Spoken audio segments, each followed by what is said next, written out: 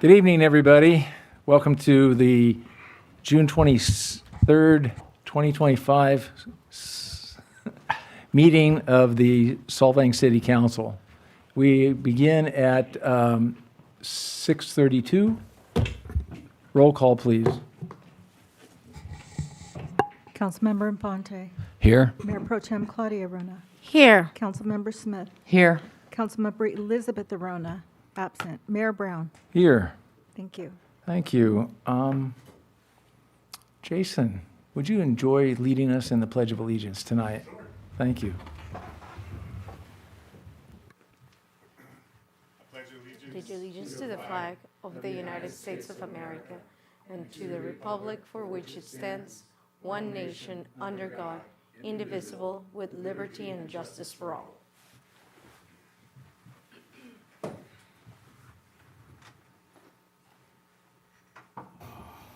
Thank you. Okay, I see that we have no proclamations today. We have no presentations. And so we'll go straight to public comment. I have one slip for Joanne Clark, but I don't see her. Is she online? No. Okay. Are there anyone that wishes to provide us with any public communications on non-agenda and consent items? Is there a hand up? Yeah, Brenton Turner. Brenton? I do see a hand. Would you like to call on him or her?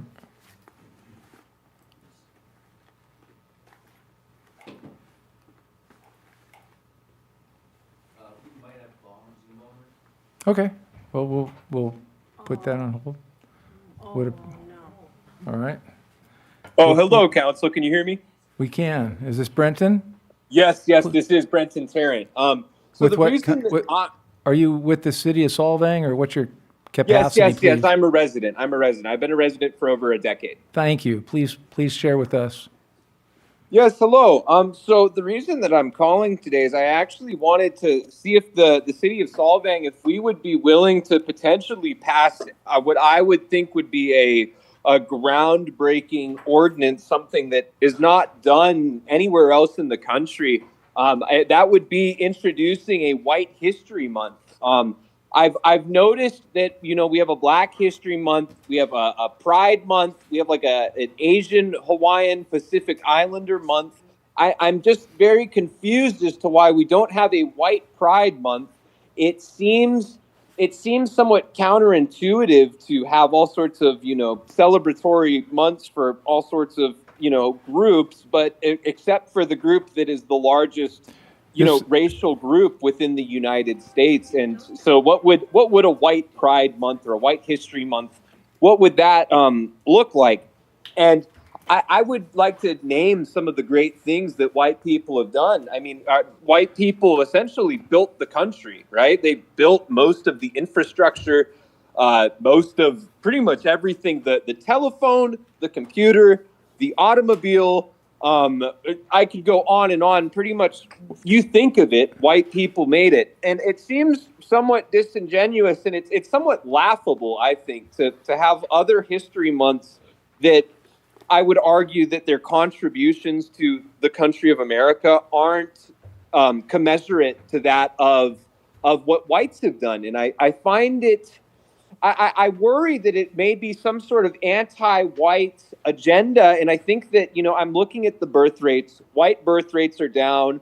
White people, our last president, Joe Biden, had stated that, very soon within the next decade, white people will be less than 50% of the country. And that is the source of our strength. And what that sounds like to me is it sounds like the president is lavishing within the displacement of white people within their own country. And I look around to Europe and I look around to Australia, and they're facing all of these same issues. White people are not having children.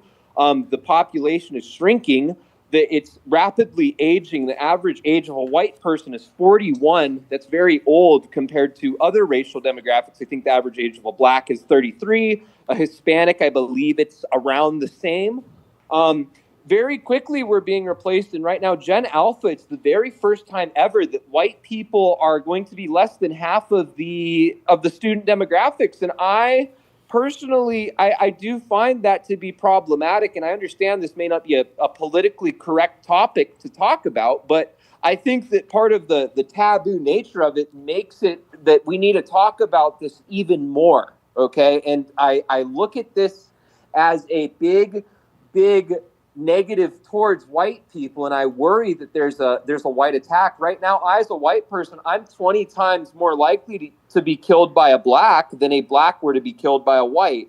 But I am told that Black Lives Matter. Mr. Brenton. Appreciate it, and you're correct. It would be unprecedented, and I appreciate your comments. Next person up is Joanne Clark. You have 3 minutes. Good evening. I'm here to express gratitude for 4 specific things. First, I wish to thank God for the protection he provided for all of us during the fire that took place in Solvang on 1st Street. Gratitude that it was contained to that one building, and gratitude for his protection of the dedicated and skilled firefighters that were summoned to respond, and for the protection of anyone else who was involved in that, in containing the fire. As we have sadly seen what has happened in other places, what could have been catastrophic was not. I am grateful for the dedication, knowledge, and skills of those responders who put their lives on the line to protect us. You are all appreciated beyond ability to express it properly. Thank you, thank you, thank you. Secondly, I have been so grateful for whoever made the decision in the past to have the white lights in the trees throughout town. I believe it greatly enhances Solvang. It's cheerful and welcoming, and for me, it always makes me happy to see them. Then, to see something good, made even better, the city has purchased the lights in the park. It was great wisdom in purchasing them instead of renting them each year. This way, we can celebrate with added flair holidays throughout the year. I love the white lights each night, but was ecstatic to see the red, white, and blue display during the Memorial Day weekend. Great thinking, well done. Third, I wish to thank whoever is placing the adorable little smiley face painted rocks all over Solvang. There is a scripture that I love, and it reads, "By small and simple things, great things come to pass." In a world where there are many concerns, challenges, and often negativity, it is so nice to see someone sharing a happy, uplifting little gift. Who knows whose spirits that may have needed to be lifted have been lifted when finding one? Or who knows who may have seen how nice this little gift is and have given some thought to how they might make a difference in their own way. And last, thank you to all of you on the City Council and those of you who work with you to try and balance making Solvang welcoming to our visitors so we can have a town, as well as trying to make things nice for the residents. It is delicate balancing you must do, and most people don't want to do it. I realize that rarely, if even possible, you will ever make everybody happy. So thank you for your service. I truly appreciate it. And to add a note, my 101-year-old mother, who came here when she was 7, thanks you as well. Well, thank you. Thank you. Okay, is there anyone else in the room or on Zoom? Dylan. Dylan, please.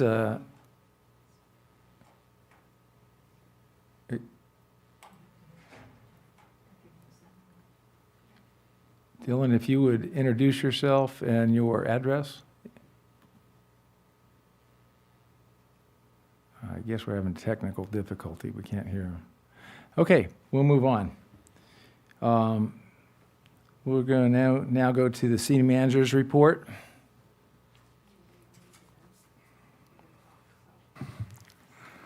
Yes, good evening. There are a few things I'd like to mention. First of all, we had a presentation at the last meeting about the Genesis software program that was supposed to launch today, I believe. And we received word late last week that there have been a couple of hiccups and it is delayed. They don't have an updated start date, but that will be happening soon. Also, for about a year now, we've had on our agenda an invitation for people to let their voice be heard, sign up with Flash Vote. We are getting ready to distribute another Flash Vote survey here later this week to inquire what our residents want to see and hear and how we can best communicate with them. Looking at doing a newsletter or something, but again, putting a survey out to see what the general consensus is. So that is coming soon. So encouraging you all to sign up. If you need help with that, contact me or look on our website at any of our agendas, including the Planning Commission. That link is there.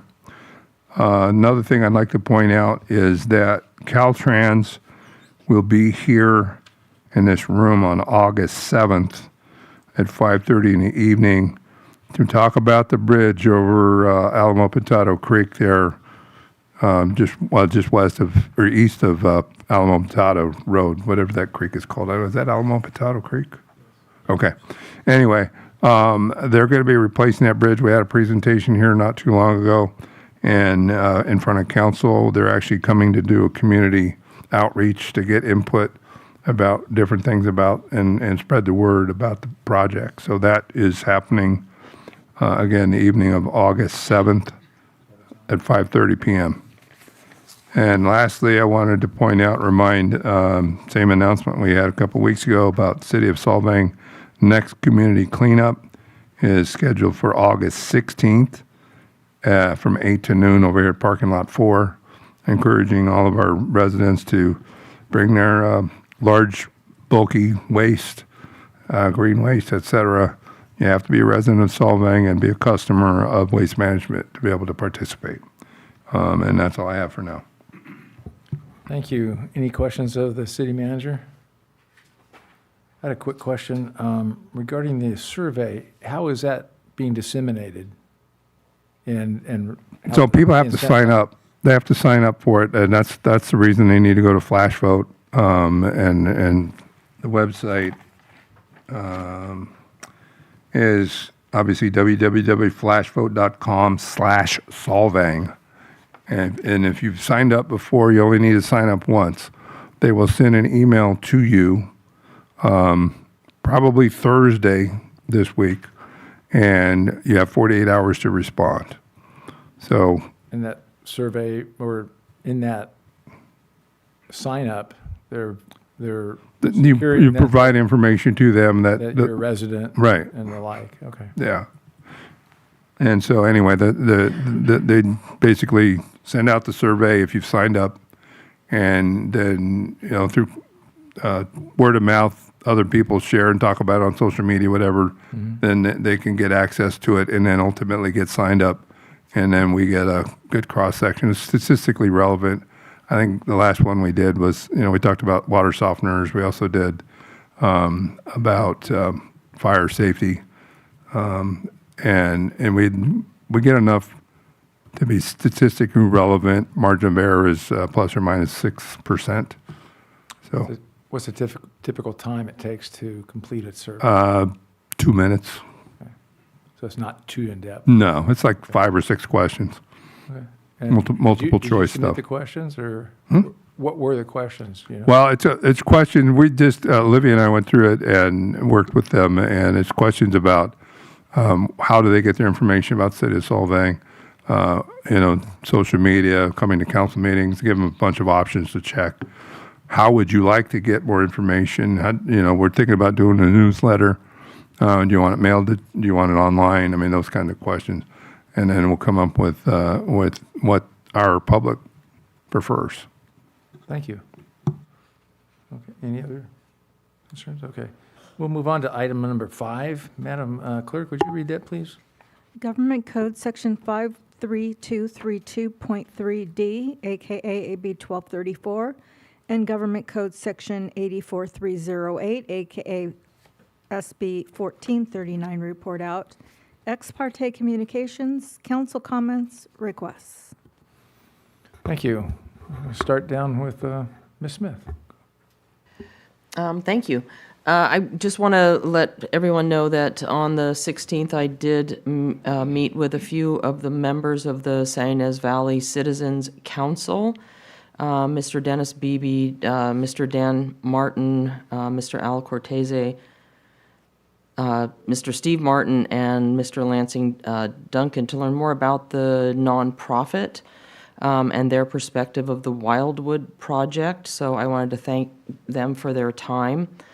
As I mentioned, I think in a previous council meeting, I did speak with Mr. Josh Richmond, the owner of the property, which I do plan to walk the actual property sometime in July with him if our schedules permit.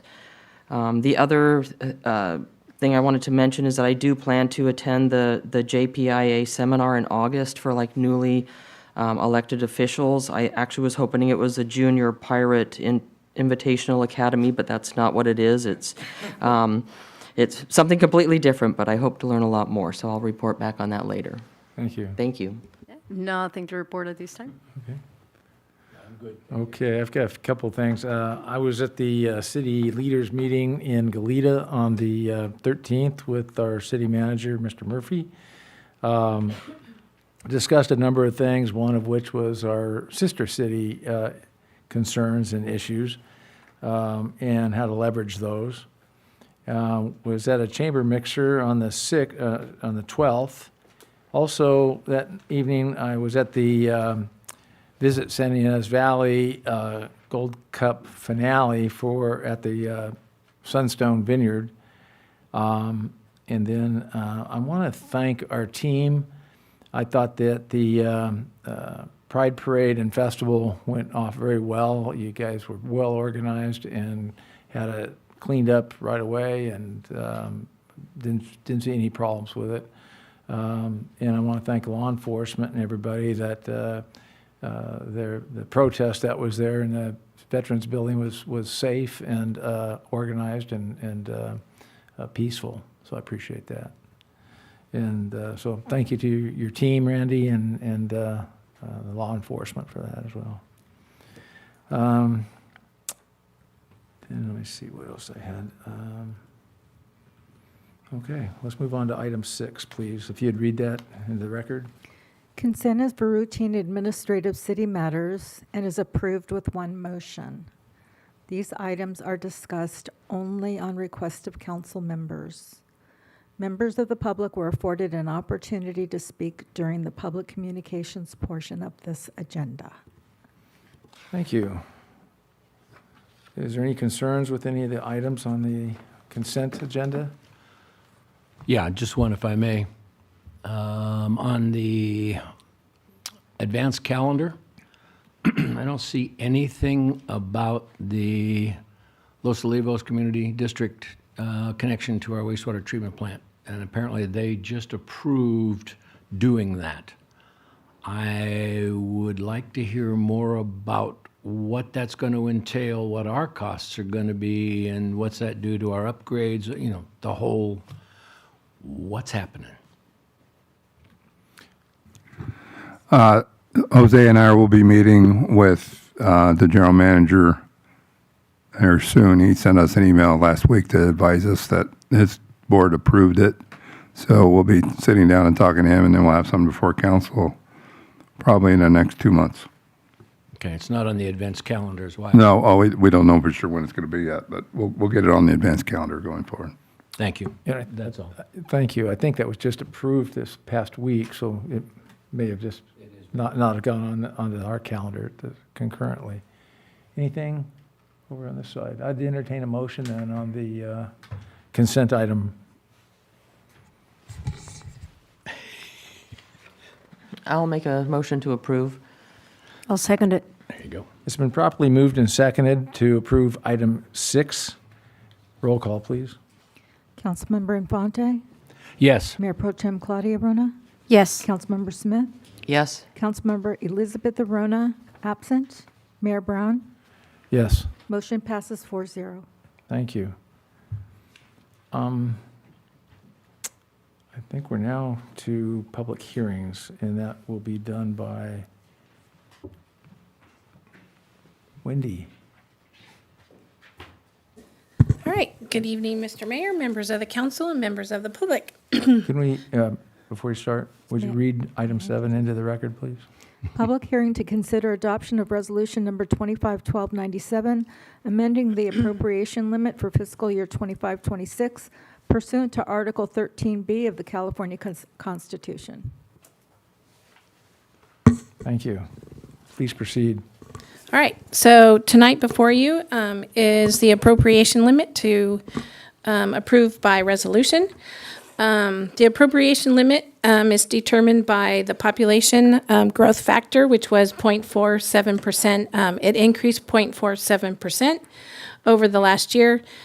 The cost of living increased 6.44%, and with the formula, the growth factor was 1.069. You apply the growth factor to the limit, and it allows us to spend 26.36 million, which is way above what our revenue is, and that increased last year for 1.7 million. And our general fund revenues are 11.3 million, so we have lots of room. So in case, somehow we received another 15.5 million, we would be able to spend all kinds of money. But we are limited to our revenue. The public hearing notice was published on June 12th. It was 11 days before the meeting. It's technically supposed to be 15 days. So if council approves to adopt the resolution, we'll have to have it ratified next meeting to meet the 15-day requirement. And that's all I have. Thank you. So if I understand you right, we can't actually approve it tonight, Yes, you can. but it has to be ratified? Yes, at a- because at we a have later to, meeting? because, no, go ahead. So yes, before the end of the fiscal year, we need to adopt the appropriations limit per the Constitution, California Constitution. So we want to do that, but we missed the noticing under the government code by a few days. And so to make up for that, we're going to do it again on the next meeting. So we give the public time to look at it. They had access to the information for almost the full period, and it was technically available the whole time, but the notice got out a little bit late. So we'll just bring it back at the next meeting and cross our T's and dot our I's and ratify it at that time. But we want to make sure we actually set the appropriation limit before the end of the fiscal year to meet the constitutional requirement. Thank you. And Wendy, do you agree with their mathematics and everything here that's correct? Yes, yeah. They give us the figures, we put it into the formula, and we calculate the amount. Okay. Any questions for the dais? Okay, No, I'll I'm open good. it to public comment. It says public hearing, so any public comment that we have either online or here in the room? I don't see any, so I'm going to close public comment. And bring it back to council for discussion or action. Okay. Seems pretty straightforward. I will move that, we're not actually going to even approve this, are we? We're just going to accept it? We have to approve approve the resolution. We're going to approve the And then we'll resolution? ratify it at the next meeting. Adopt the resolution. So it would be a motion to adopt resolution number, 25/12/97. thank you, yes. I will move to accept 25-27, or whatever that was. Yeah, is there a second? I'll second it. It's been properly moved and seconded to approve our resolution 25/1297. Item number 7. Roll call, please. Councilmember Infante. Yes? Mayor Pro Tem Claudia Arona. Yes. Councilmember Smith. Yes? Councilmember Elizabeth Arona, absent. Mayor Brown. Yes. Motion passes 4-0. Thank you very much. Thank you, Wendy, appreciate that. Are you on the next one, too? Okay, we are now on item 8, 8A, Would you read that into our record, please? Discussion and possible action to approve the agreement with the City of Goleta to provide library services for the City of Solvang, including satellite locations in Los Olivos and Santa Ynez, in the amount not to exceed $284,855 for fiscal year 25-26 operating costs during the term July 1, 2025 through June 30th, 2026. Thank you very much. Staff report, please. Thank you, Mr. Mayor and Council. Many of you know, and I'm sure some don't, the City of Goleta actually operates our library. It used to be the county, but then 5 or so years ago, some point in the past, they divested the responsibility for our library, and the City of Goleta started operating it. And we've been operating under the same agreement for the last 5 years, and that agreement currently expires at the end of this month.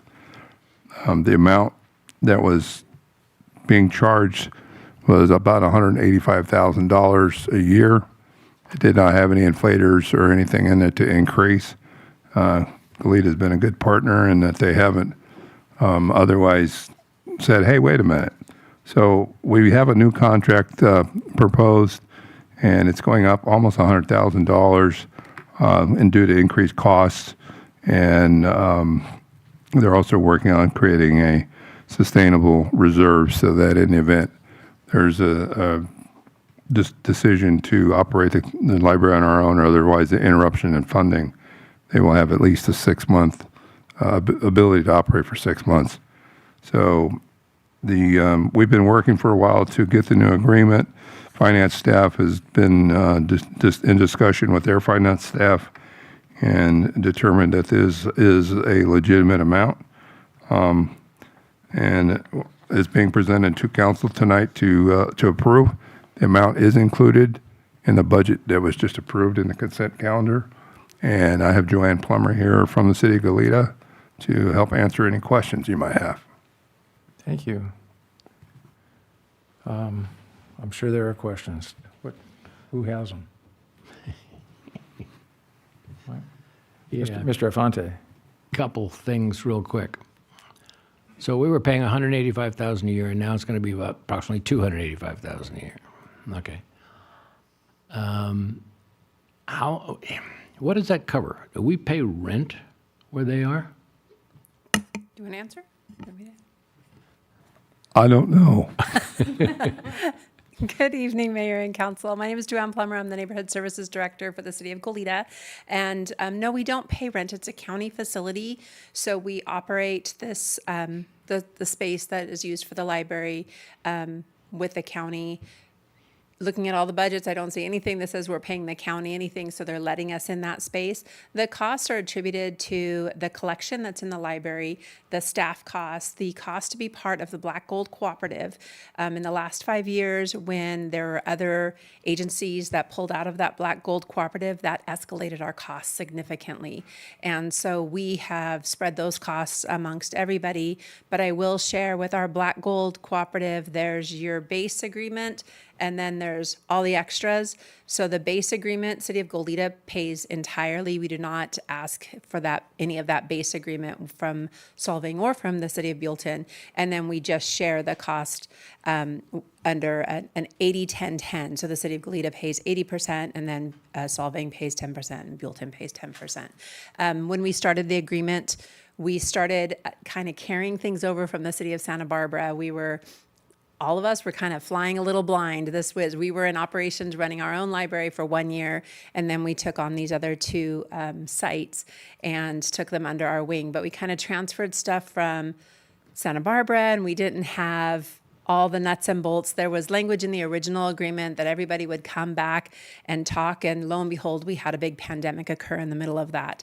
So that kind of threw us all, and as we're all coming back, we have new city managers, we have new department heads, we have new librarians. So this year, over the last year, Mr. Murphy and I have gotten to know each other quite well, going through all the library services, touring the library, touring Los Livos and San Ynez as well. As we're looking through all of our agreements for everything, we're seeing that there's some holes. We're working to backfill some of those holes. We're working with the Friends organizations to make sure that we know exactly what the Friends of the Solvang Library want to do for the Solvang Library and what they can count on from our staff, so that if we all left tomorrow, everybody knows what everybody's supposed to do, maintaining that small community charm and the benefit of being able to pick up a phone and call a friend and get a donation of something that's needed at the library. So for the most part, it's staff costs, collection, materials. The Friends do come in and augment quite a bit. You have a very generous Friends organization, and they're a hoot. They're just really enthusiastic. And both agencies did go up at roughly the same amount. Actually, Solvang's paying about $4,000 less than the city of Buellton, but that is attributed to Solvang getting additional per capita funds from the county. They get the same per capita funds, but some additional funds from the county to provide that library service. It's just all the extra costs, but the Black Gold Cooperative is a big one. Adding to the collection's a big one. When we do a process called weeding for the books, we take out all the books that have, punch spilled all over them, and the book binds are torn, and anything that you really don't want to touch and take home.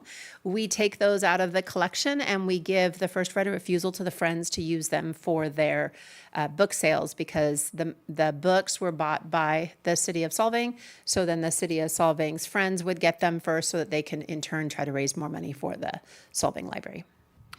Pardon my ignorance, but what is the Black Hole Cooperative?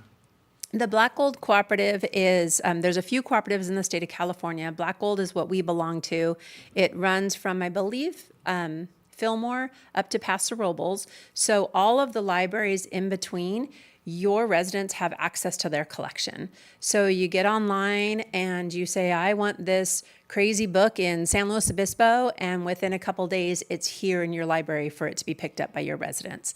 So the same goes if somebody wants a book from your library, the same thing will happen. So maintaining a relevant collection is important so that we could be a good partner within the Black Gold Cooperative, but that's for all of the libraries. Fascinating. One other question, if I may.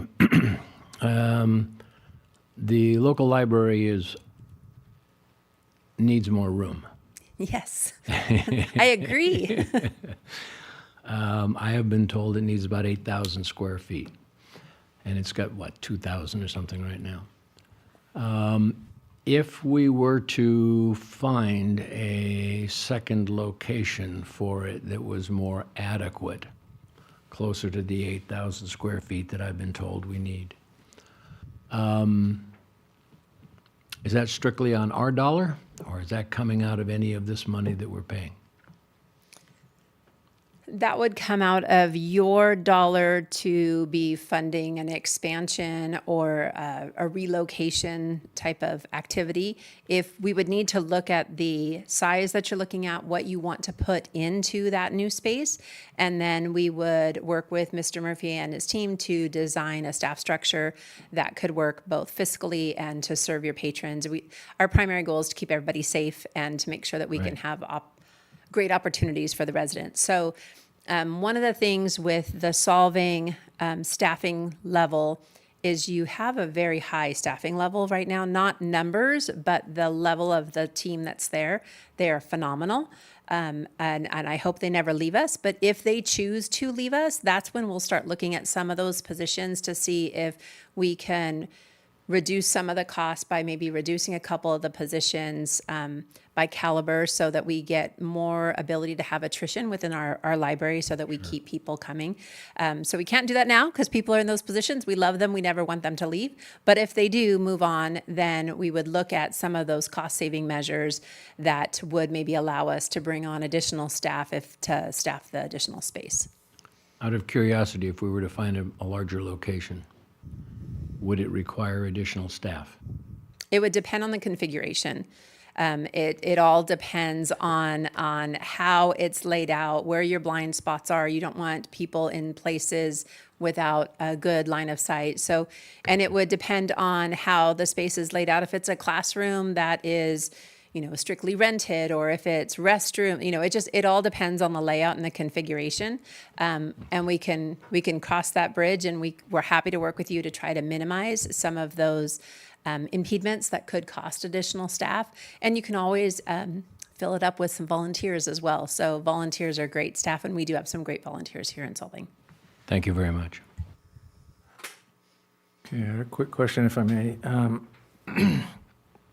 Friends of Solvang Library, the monies that they raise and the contributions they make, does that all stay here in Solvang, or does that go to the collective?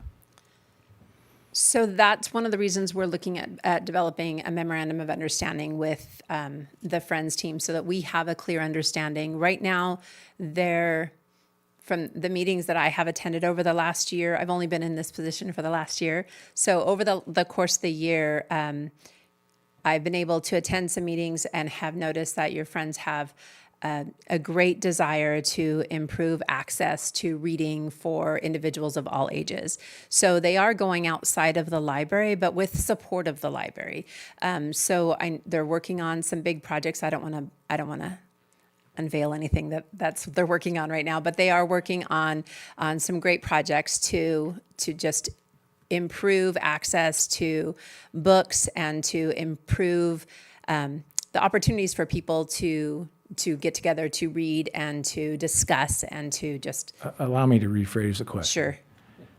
If they raise $100, how much of it stays here in Solvang? How much of that $100 will stay in this library? I can't answer that question, to be entirely honest, because that's why. Approximately? Do you have a guess?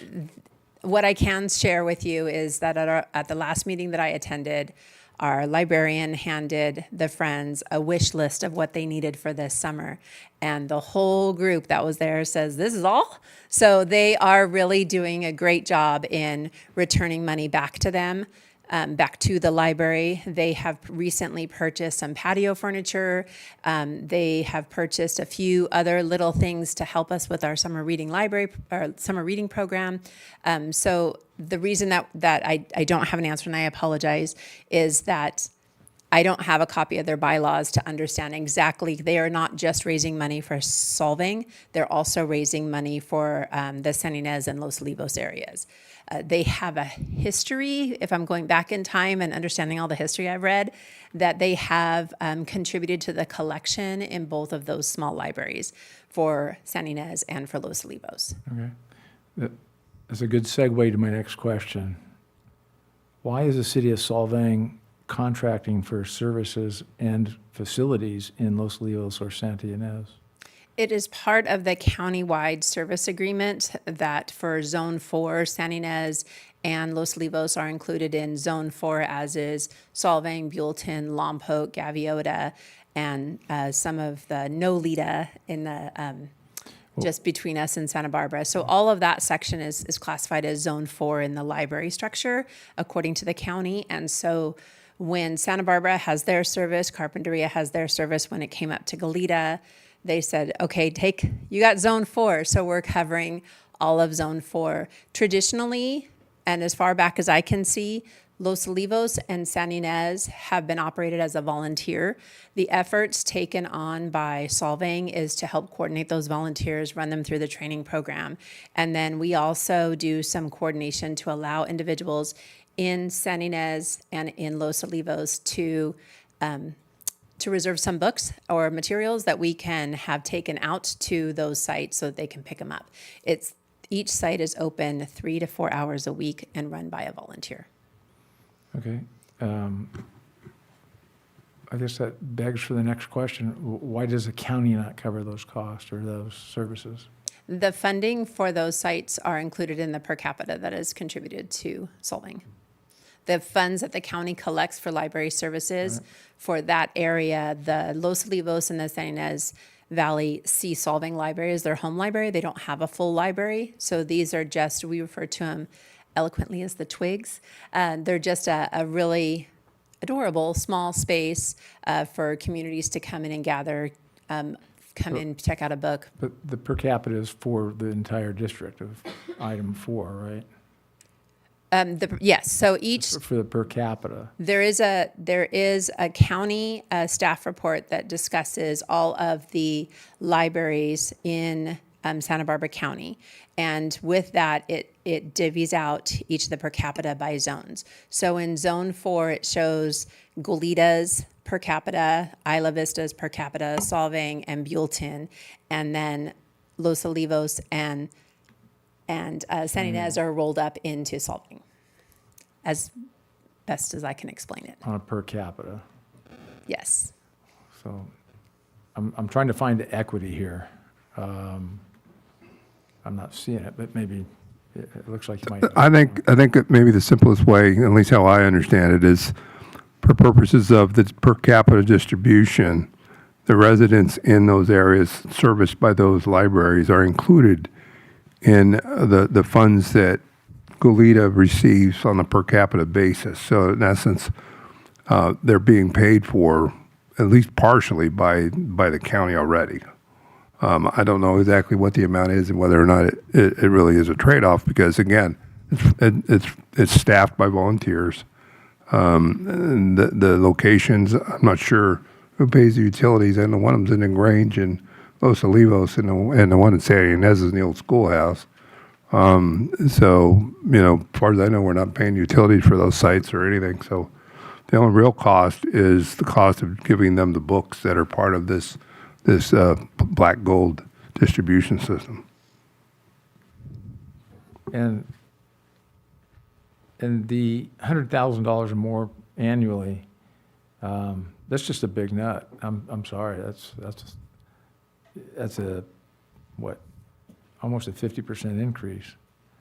I'm not finding, I'm trying to justify that, and maybe you can help me.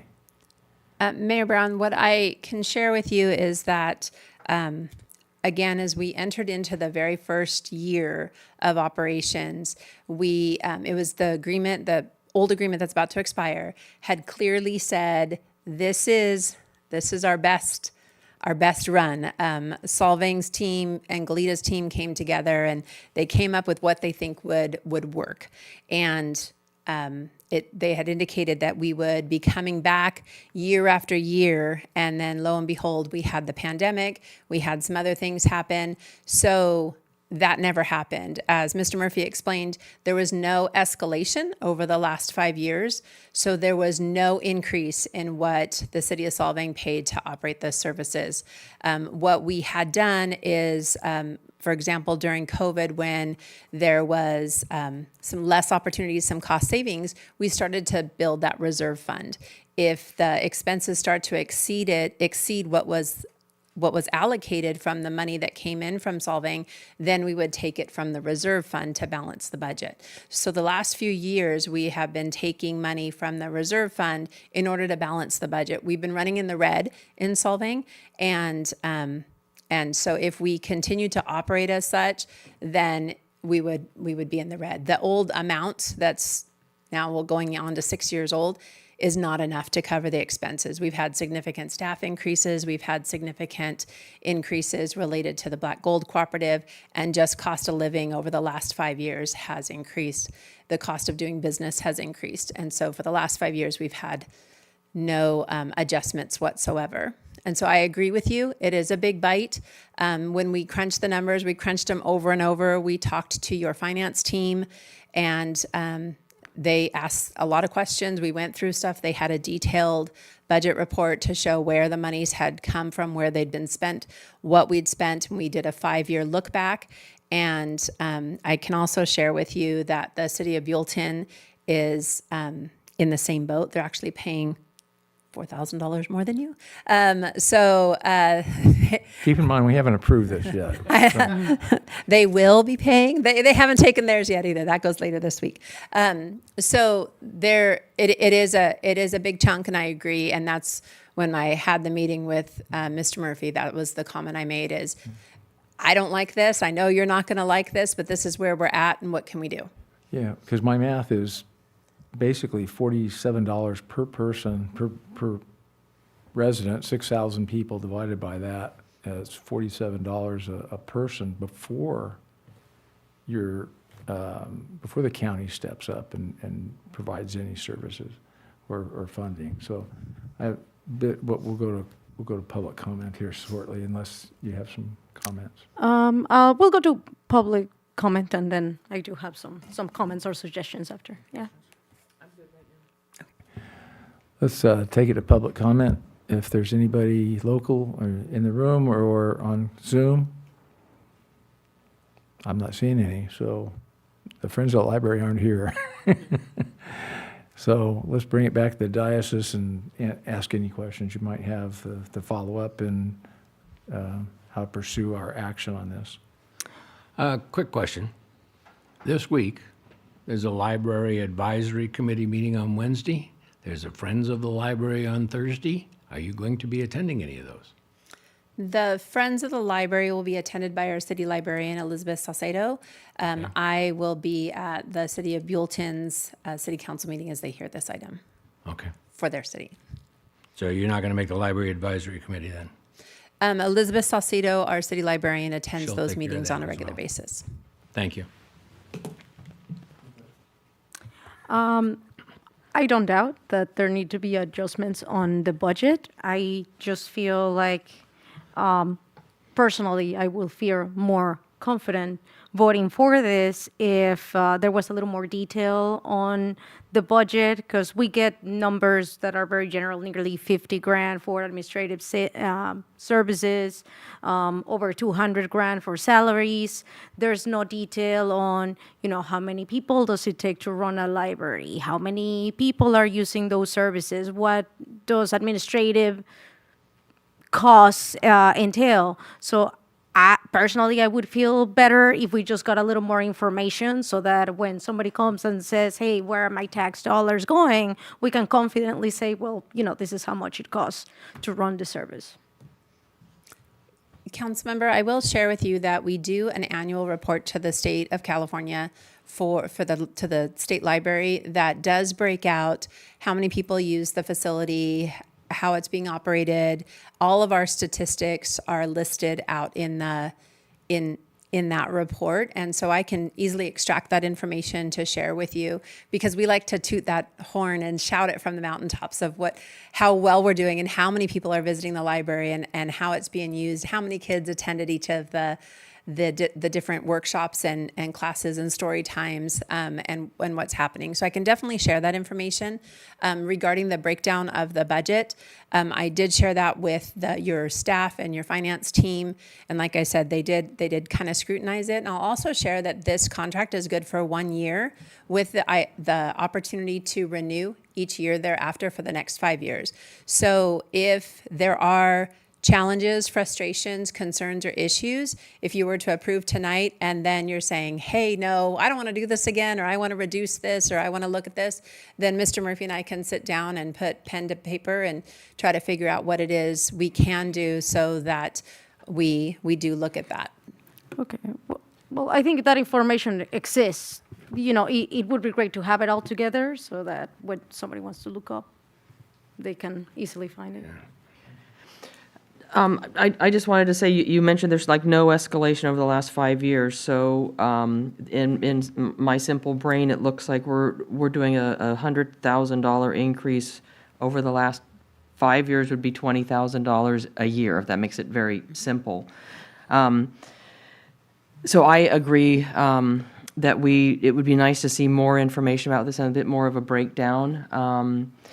And I've also been reading a lot about what other libraries are doing throughout the country, and they're making it more inclusive, and they're offering more than just coming in and getting a book and reading it. They're doing things for kids, or doing, cooking classes, and making it a place that people want to come and hang out and learn, and it's more community. And I'd love to learn more about that if we're thinking of doing something like that in this town, because I don't feel like we have a lot for young people right now. I know we're working on it throughout the valley, but I'd love to see that happening as well. But I agree, I would like to see some more information about this. And Councilmember Smith, I will share that you're absolutely 100% on as what we would like to see happen at our library. The challenge is our space at the existing library. We do use the outside patio and we do use the outside grass area to do some level of expansion. We did turn down a cooking class this year because we don't have the proper facilities to pass for Santa Barbara Environmental and Public Health. But we are looking at other opportunities and who we can link arms with. And your branch supervisor, Erin Herzog, she has connected with your Parks and Recreation manager and has been in connection, and they're talking on a regular basis about how we can link arms and make some wonderful things happen. Okay, thank you. Mr. Murphy, you have a I minute. was going to point out, yeah, the information, and Joanna's right, with the finance staff poured over this. I mean, they justified to staff satisfaction that this is a legitimate increase. You know, the only way it could be reduced is if they reduce the number of hours they're open, and they're already not open 7 days a week. So they're not open on Sundays or Mondays. By the way, the blue folder is the updated contract with Saturday hours on it. We both totally missed that, so apologies for that. The information is the same other than we added Saturday hours. So, you know, I mean, those are different things we looked at. They wanted, we talked about having a larger reserve, and we reduced that, so it did bring the numbers down. So that's the concern. And we could certainly share that information with you at an upcoming meeting. But I would encourage council to approve the contract for at least 1 year so that we can keep the library open. We don't have another meeting until July 14th.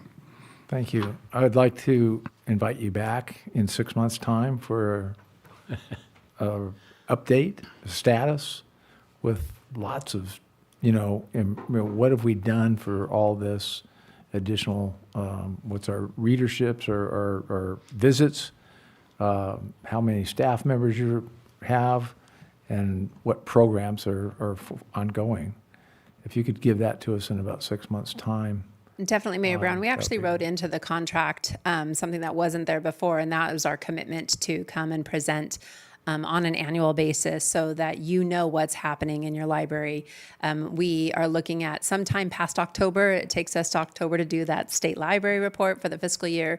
So sometime past that, we're happy to come and do a presentation for you all about the library, meet your library team, as well as And the giving Friends- you a and- balance of where your yeah, reserves and are. the Friends of a Library could participate in that as Oh, well. absolutely. If you'd coordinate that with Mr. Murphy, that'd be great, and we'll do that.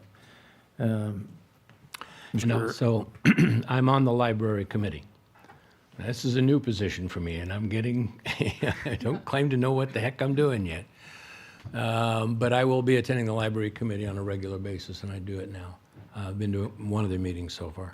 So I'll be able to help our council understand what's going on, excuse me, as we go through all of this. And that's why I like this. Would you like to And make a motion in that I regard? am ready to make a motion to approve the amendment with the city of Goleta to provide library services to the city of Solvang. And I will second. It's been properly moved and seconded to approve item 8A. Roll call, please. Councilmember Infante, Yes. Mayor Pro Tem Claudia Rona, Yes. Councilmember Smith, Yes. Councilmember Elizabeth Rona, absent, Mayor Brown. Yes. Motion passes 4-0. Thank you very much. Thank you. Thank you. See you in a few months. Okay, we're moving to item 8B, as in Baker. Would you read that into the record, please? Discussion of possible action to approve the agreement with Sabre Dome Corporation, DBA Landspeed, for information technology managed services in the amount not to exceed $7,937.72 per month, plus any reimbursable expenses and service charges actually incurred and invoiced, for a total contract amount not to exceed $105,254.64 annually for the term July 1, 2025 through June 30, 2028. Thank you. Staff report, please. All right. The city of Solvang doesn't have a current IT in-house staff. We've been contracting with Landspeed since 2019. Their agreement expires at the end of this month.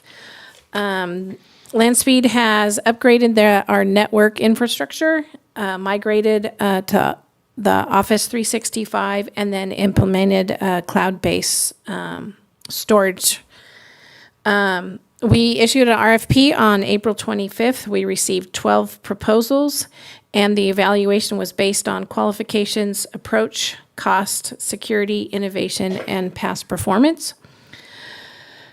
Staff recommends renewing the contract with Landspeed due to its cost effectiveness, proven performance, and technical capability. The contract does include a $10,000 not to exceed amount in case there's additional costs for emergency or some other issue that we're not aware of. They did put in an hourly wage of $250 an hour for other projects. We don't necessarily have to use them for those projects. We did ask if we could negotiate that $250 per hour for those extra costs, and they said it was non-negotiable. So that will be something to look at if we happen to do a different project, but we don't have to go with Landspeed to do that. The other costs from the other agencies that submitted their RFP, their hourly was less expensive. But due to the changing of the softwares and their cost, the cost range from anywhere from $72,000 to $997,000 per year. So staff recommends that we stay with Landspeed. Okay, thank you. Any questions? Yeah, one. The document, if we look on page 199, just above the alternatives, there's a paragraph that the last sentences says the cost is, and then it says nothing after that. It's blank. Where? Page, 199, the paragraph above. That's a typo. Sorry. I got that. That's a typo. What is the cost? Is that the cost that you just read to us? The cost is the $79.37.72 per month Okay. for each month for, and then not to exceed the 105 for the 3 years with a $10,000 not to exceed. I think I understand that. So for instance, we had the contract with Landspeed currently, and we migrated everything to the cloud, and that was that was part of the last contract, but that would be an example of like extra work or something that's not anticipated as part of the normal business. They're helping us with our cybersecurity. We did a whole penetration test with the federal government here not too long ago, and they work cooperatively with us. So those are things that they're doing with us, for us. The cost of $10,000 would be something, maybe we end up with some new software that we need to integrate with the existing, and we need their help to assist with that. It's also something we could potentially contract out with another IT provider. It's not an exclusive arrangement with Landspeed. But the In 10,000 that is regard. part of this contract that we're talking about. 10,000 is contingency for extra work, but we're not obligated, and hopefully won't be spending it. Yeah, and it's also for like emergency after-hour service if we have an emergency. And Okay. it's $105,252 annually. Makes sense. Thank you. I had a quick question for reimbursable expenses. Is that travel? Is that No, it would have to be, like the cloud migration, that was a totally separate project. So we paid them for that. And then, what was one of, yeah, the licensing is, for like the Microsoft 365, the Azure, the Sohos, those are all reimbursable expenses that we will pay them. That's included in this amount. It's included in this? Yeah, Okay. it's like a 3,000. So the software that we need to run our computers is like $3,100 and I think $73 a month.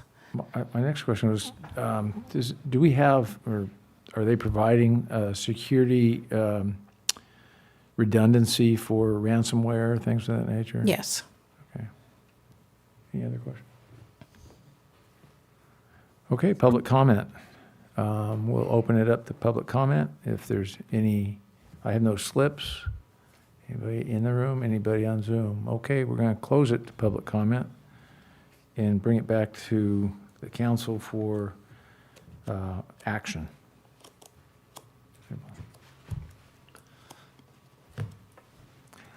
I'll move that we approve the contract amendment to with Landspeed. I'll second that. For a second. It's been properly moved and seconded to approve item 8B as in Baker. Roll call, please. Councilmember Infante. Yes. Mayor Pro Tem Claudia Rona. Yes. Councilmember Smith. Yes. Councilmember Elizabeth Rona, absent. Mayor Brown. Yes, Motion passes 4-0. thank you. Do you have a question or comment? I just want to make a comment. This is the second year with our new software. We were implementing it last year, and it was quite painstaking through the budget process for staff. It proved to be a wise investment. It helped smooth things out quite a bit. Our two ad hoc committee members, Council Member Smith and Elizabeth Rona, were very helpful in the process. I hope to improve it even more next year. We're getting learning lessons. I think we're going to start our budget process at least a month, maybe 2 months earlier, so that we can. I mean, there was a lot of chaos here right at the end. Obviously, we had a few typos in our staff report on some other items because we were trying to get so many things to the finish line. So, and we updated or we bid the IT contract. There were still a number of items on the consent calendar tonight and the last few meetings, and that we will be bidding in the upcoming fiscal year. If you recall, when I started a little more than 2 years ago, I committed to our first process that we would be updating those contracts, and we're working our way through them. So we're getting there. I appreciate your patience, and thank you for your diligence and trust in staff. No worries, they've earned it. Any comments, closing comments? Anyone? I want to wish everybody a happy 4th of July. Stay safe. Come to the fireworks and enjoy Solvang for the 4th of July. With that, we are adjourned at 7:34.